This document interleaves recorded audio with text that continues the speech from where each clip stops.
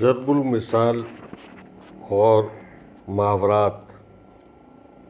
بچپن میں کتابوں میں پڑھا کرتے تھے کہ عقل لڑاؤ۔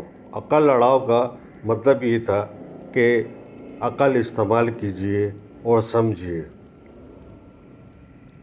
ایک اور محاورہ ہے عقل بڑی یا بھینس، جس کے معنی ہے قدامت اور جسامت سے کوئی اہل نہیں ہوتا۔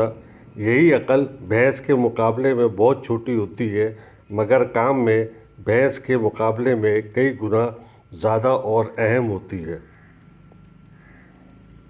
محاورہ ہے عقل بڑے سوچ سے، روٹی بڑے لوچ سے۔ مطلب یہ ہے کہ سوچ بچار سے عقل بڑھتی ہے۔ جس طرح آٹے میں لوچ ہو تو روٹی بنتی ہے، یعنی اگر آٹا سخت ہو تو روٹی نہیں بن سکتی۔ عقل کا اندھا گانٹھ کا پورا۔